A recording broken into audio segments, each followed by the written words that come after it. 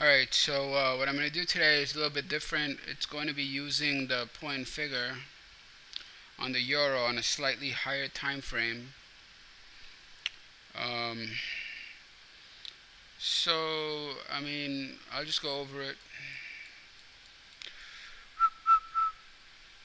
So the market was, where's the arrow?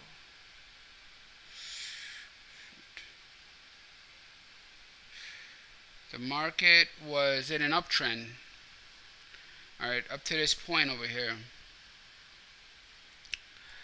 So you had 51,000, that actually was a sign of strength, the initial one, where what they did, and these markets are notorious for this, it's, they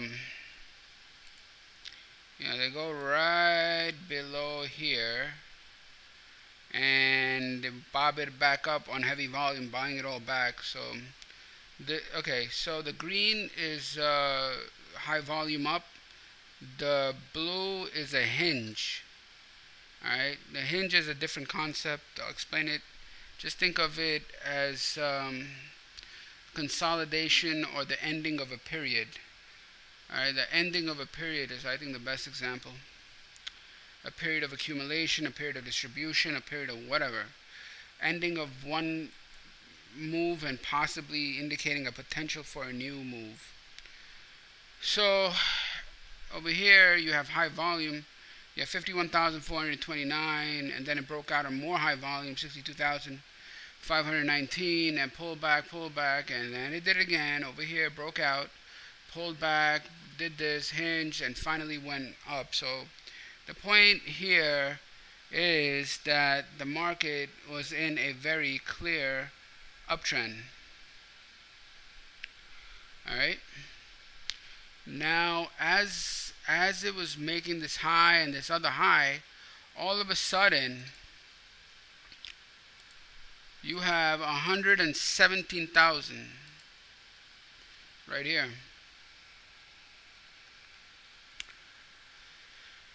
Again, they're selling the highs. So the euro kept going higher, breaking out with heavy volume, bang, bang, bang, consolidated, heavy again. And then someone just dumped 1, 2, 3, it's straight down, big range, big volume, break support. Okay? So this right here was very important. This indication of selling, indication of distribution, indication that, be careful if you're long. Alright, now could they have reaccumulated and broken out? Well, yeah. Basically they took it back and did an upthrust. So after this sign of weakness, this also, I hate when they do this, but they have a tendency to do an upthrust, right? That's what happened here. But I wasn't. The first thing you want to see is the volume on it, and the volume is lower. It's lower than the past. I'll show you right now. Where's the? Okay, so I'm taking a look at this block here.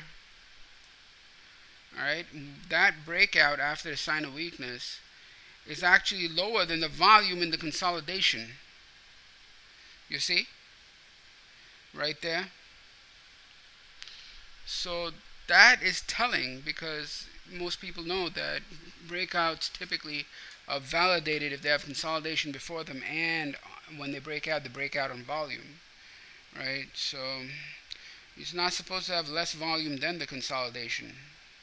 You see, it had less volume than the two before it, this little range, this all of this. So there's something wrong with that. So anyway, sign of weakness, up thrust on low volume, and then immediately goes right back down.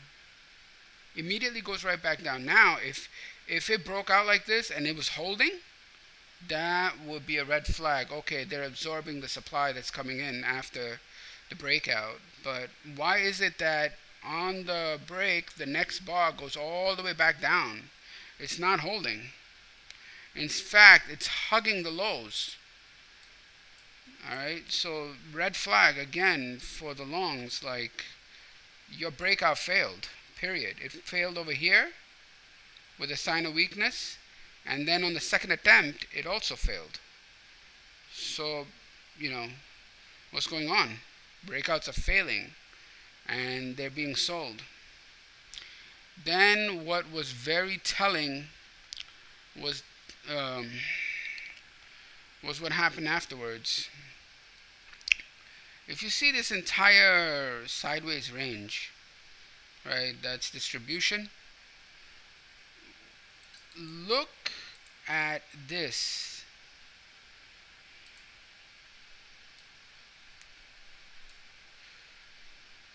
You see? After it goes back to a support level, after the breakout fails and goes back to that prior support level, there is absolutely no volume. And it's so low, it's the lowest like consecutive 3 bars in the range, in this entire range. So that's saying something that what? What is it saying? It means they can't rally from the support area. Okay? Now, that is better confirmed by the breakout right after it. Okay, because what the breakout, okay, it's not on high volume, but if you pay attention, you see it's on increasing volume. It's not on high volume, but it's on increasing volume than the prior 3 bars. That, you see, a lot of folks will just do this. Oh yeah, it's the volume is high, but sometimes it doesn't need to be a lot. It just needs to be increasing. All right, so that you want to distinguish the difference between high volume and increasing volume. All right, increasing volume is also good.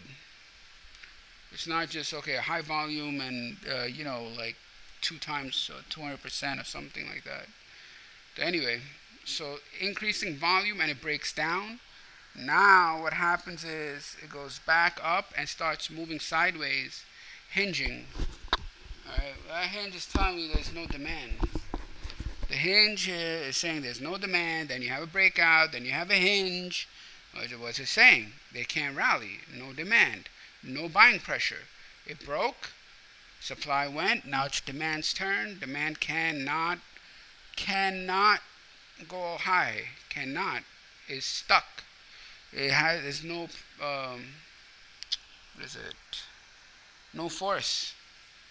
It breaks down again, hinges, breaks down, this time on heavy volume, rallies back up, breaks down again, right, and hinges again.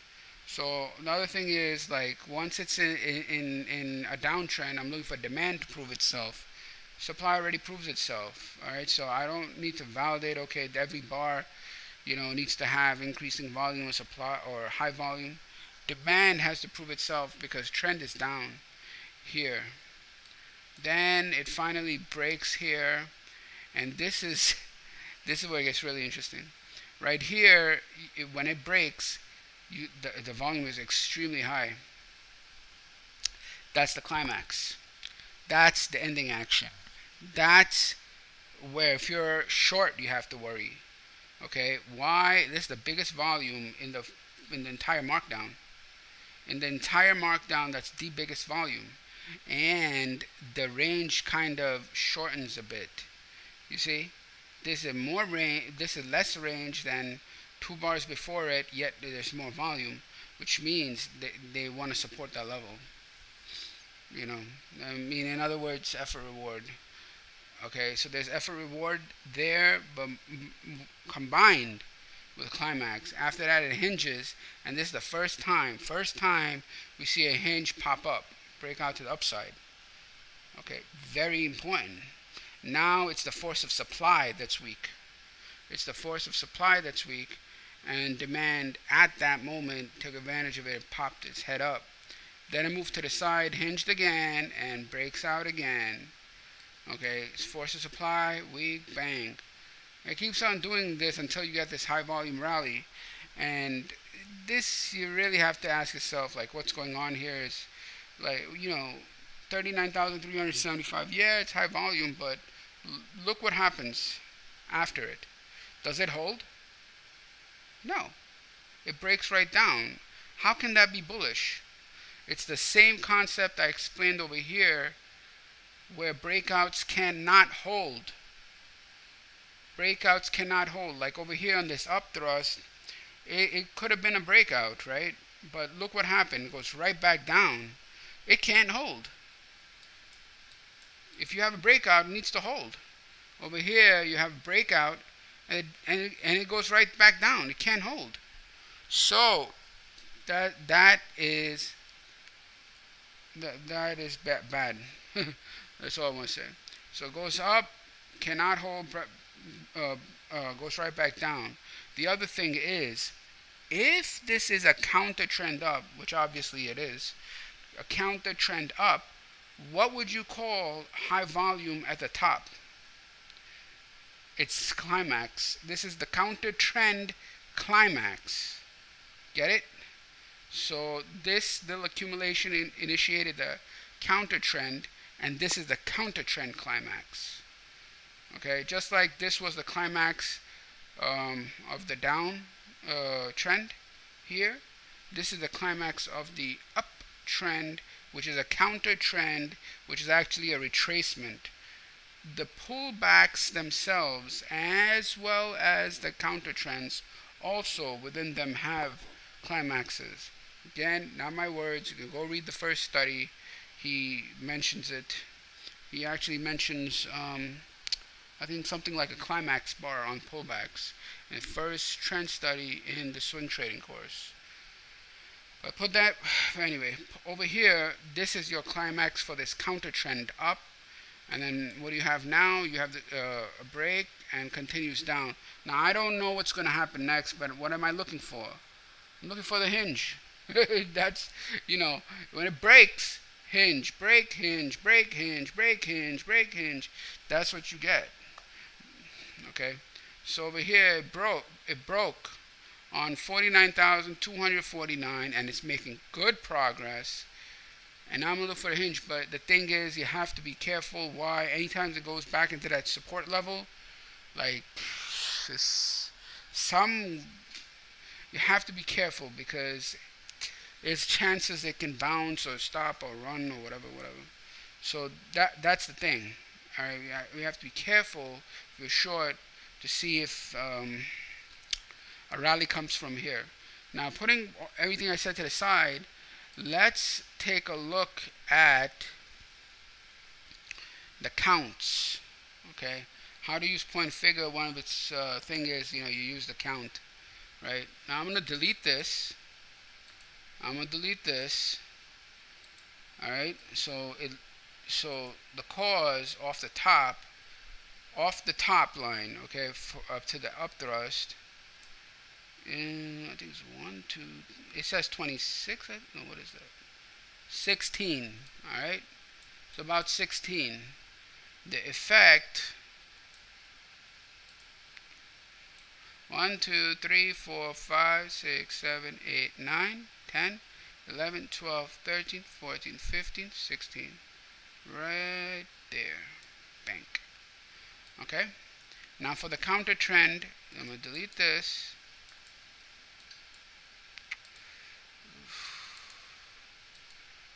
Go to cause.